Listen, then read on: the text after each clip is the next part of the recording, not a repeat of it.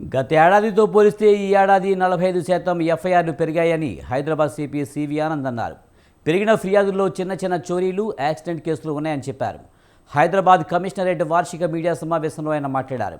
Cyber నేరాల వల్ల ఈ ఏడాది హైదరాబాద్ కమిషనరేట్ పరిధిలో 297 కోట్లు పోగొట్టుకున్నారని తెలిపారు. డైల్ 100కి వస్తున్న ఫిర్యాదులపై స్పందన పెరిగిందన్నారు. రాత్రిపూట పోలీసుల గస్తీ కూడా పెంచామన్నారు. సౌండ్ పొల్యూషన్పై తాము తీసుకున్న నిర్ణయాలకు ప్రజల నుంచి మద్దతు వస్తుందని చెప్పారు. కిడ్నాప్ కేసుల్లో 85% పెరుగుదల నమోదైందన్నారు.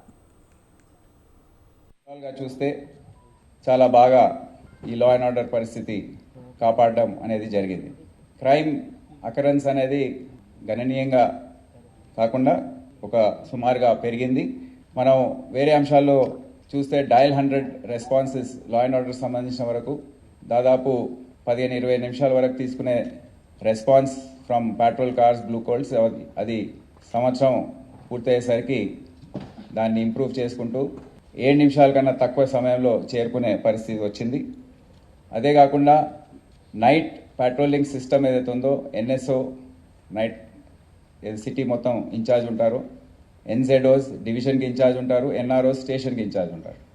వారు పక్కడబందీగా చేసే సిస్టమ్ ఏర్పాటు చేయడంతో చాలా మంచి రిజల్ట్స్ వచ్చాయి. క్రైమ్కి వస్తే ఈ సంవత్సరం టోటల్ ఎఫ్ఐఆర్స్ ఇష్యూడ్ 35,944 ఉన్నాయి నిన్నటి వరకు. గత సంవత్సరంతో పోల్చుకుంటే అది 25,488 ఉంది. దాదాపు 40% ఎఫ్ఐఆర్స్ ఇష్యూ అయ్యాయి ఈ సంవత్సరం.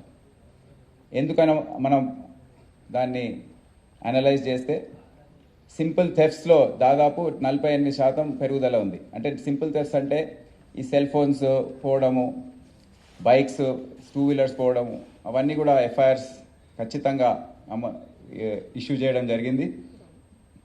యాక్సిడెంట్ కేసెస్లో కూడా దాదాపు 30% పెరుగుదల ఉంది. అంటే చిన్న చిన్న కేసెస్ వచ్చినప్పటికీ కూడా వారి కంప్లైంట్స్ తీసుకొని కేసెస్ రిజిస్టర్ చేయకపోవడం అనేది జరిగేది. ఈసారి దాన్ని ఎఫ్ఐఆర్స్గా మార్చి దాదాపు 30% అక్కడ పెరిగింది. సింపుల్ హర్ట్ కేసెస్ దాదాపు 23% అది పెరిగింది. అంటే ఎక్కడ కూడా ఆఫ్ ద రికార్డ్ ఉండకుండా అది ఆన్ రికార్డ్ తీసుకురావడానికి ఎఫ్ఐఆర్స్ ఇష్యూ చేయడం జరిగింది.